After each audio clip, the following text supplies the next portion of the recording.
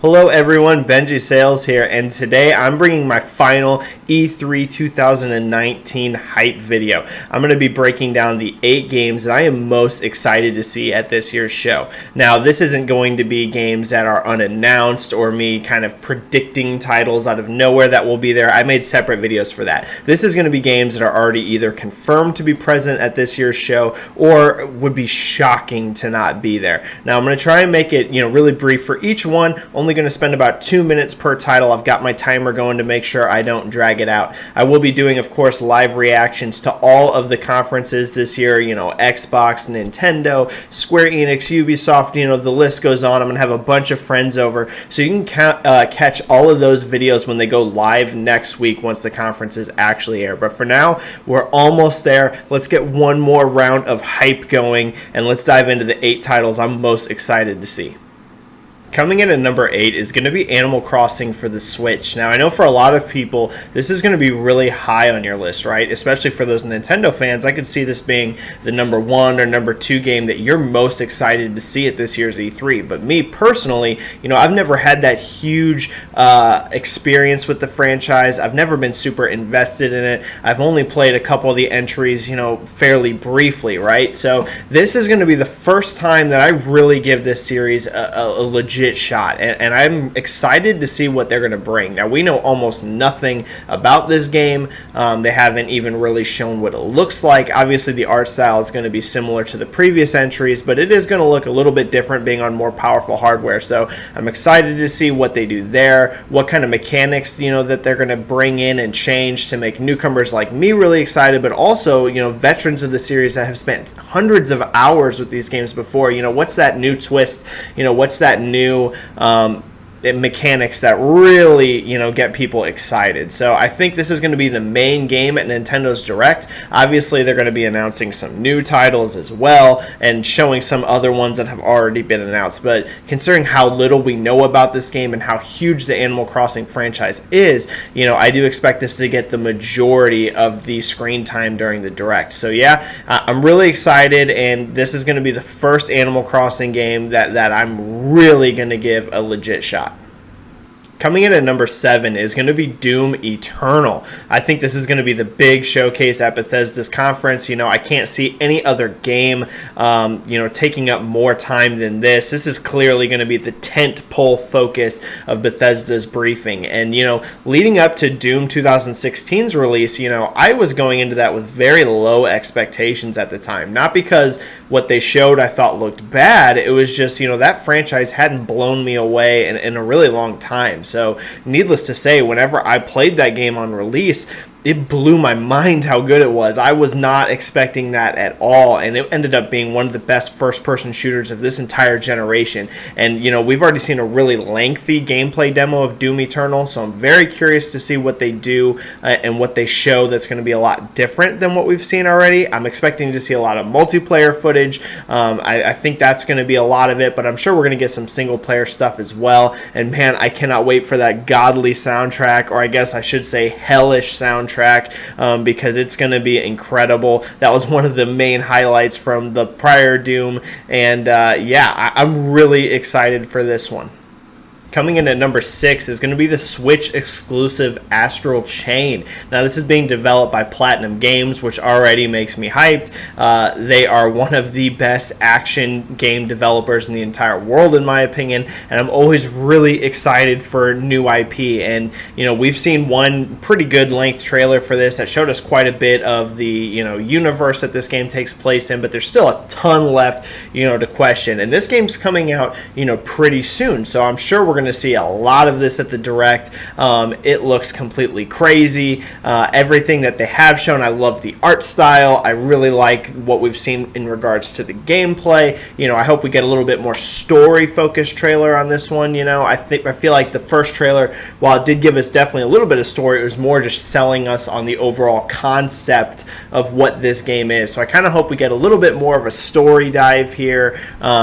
And a pretty lengthy one, right? I feel like this is going to be the time to really sell this game. So not a ton else there for me to talk about in regards to this one, but I am really, really, really excited for it.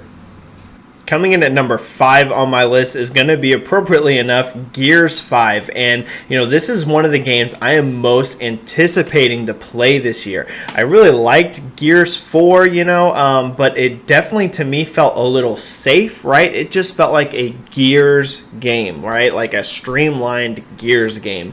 And I think that was pretty intentional, right? Because this was the Coalition's first time building a Gears of War game by themselves. It was also, coming off the back of Gears Judgment, was the previous last title in the franchise. That was met kind of controversially among fans. A lot of people weren't crazy about that game. So I think making a somewhat safe, traditional style Gears game like what we got with 4 was probably the right call in the end. But what excites me about Gears 5 is that it looks like it's taking some risks. It's going to be, quite a bit different. And, I thought what they showed last year at Microsoft's E3 conference, the trailer they showed last year, I thought it was one of the best trailers of last E3. The game looks amazing. I like the shift from the typical, bro character like Marcus and his son JD to Kate being the main protagonist. Now, don't get me wrong, I like those kind of characters. I'm not knocking, the bro shooter. I love a lot of those games, and Marcus is my boy.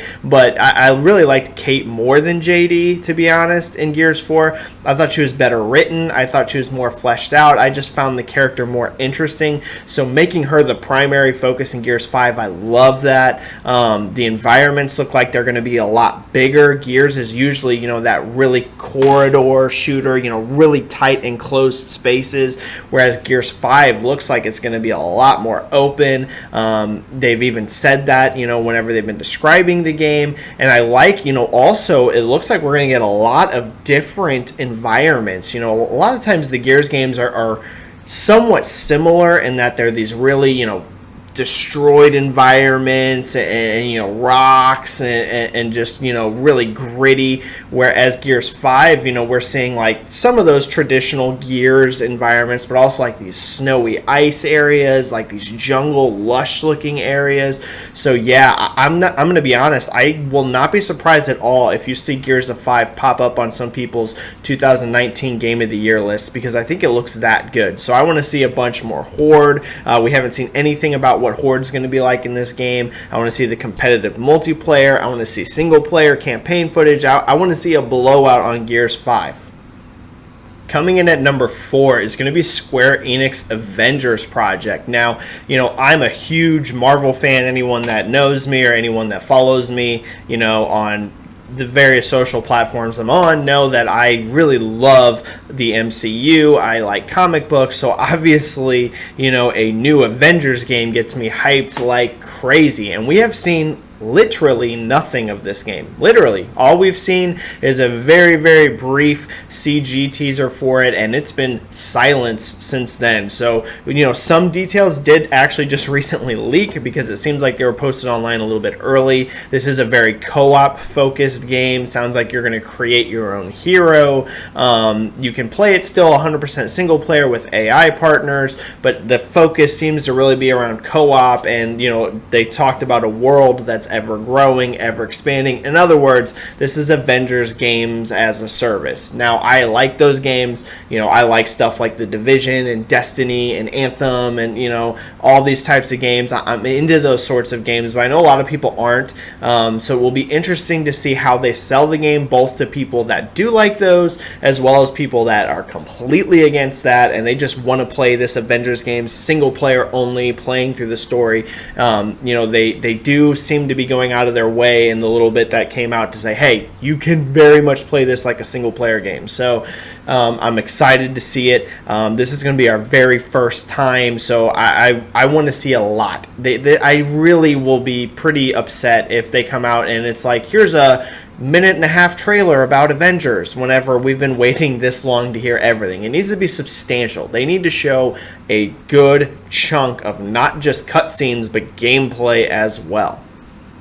All right, here we go. The top 3 games I am most excited to see at E3 2019. And at number 3, it's going to be Halo Infinite. Now, Halo, there was a time where Halo was my favorite franchise in gaming. It was my favorite, right? All the way up until about Reach. Halo 2 3 ODST Reach, that stretch, man, I was in. I loved Halo. I read the books. I played, dating me, System Link, parties with my friends where we would hook up consoles and we'd have drinks all night. And yeah, I was underage at the time. Probably shouldn't have been drinking back then, but having drinks and all night just raging multiplayer Halo together. And Halo 4 and 5 they just didn't do it for me. I know that there's still some people that like those games, especially Halo 5. I know there's a lot of people that love that multiplayer, but the franchise to me just hasn't been the same as it was back in those days. And, a lot of people I think feel that way. So I'm so excited though to see what they show for Halo Infinite. The very brief teaser we got, it was just brief, but it felt so right. And I'm seeing that sentiment basically everywhere. That brief teaser felt like Halo, right? It felt like the spirit of the franchise that I grew up to love and have fallen out with. So I really hope that this can rekindle that spirit, and I'm excited. I think we're going to see quite a bit here. I think that, they're going to show a bunch of story stuff. I don't know if we're going to see multiplayer yet. They very well might, but that might surprise people that I'm saying that. But I wouldn't be surprised if they kind of hold off showing the multiplayer a little bit later, and this is more just like a story trailer. But yeah, they're using a new engine that looked incredible visually from the little bit we've seen. I personally hope that we're done with the whole Prometheans thing. I didn't think that they were very fun enemies. There's been some rumors that this game introduces some like RPG mechanics. The trailer seemed to show like we're going back to some huge environments. We already did have some of that in 4 and 5, but in Halo 1 and 2 and 3, that was kind of one of the things that set it apart as a shooter back then, were these big, huge environments that you would explore. So, I'm really excited for this game. I think that this has potential to really bring the franchise back, and I'm glad that 343 have been taking their time and giving this game, the time it needs, because it needs to be right. And yeah, I'm really interested to see what they show.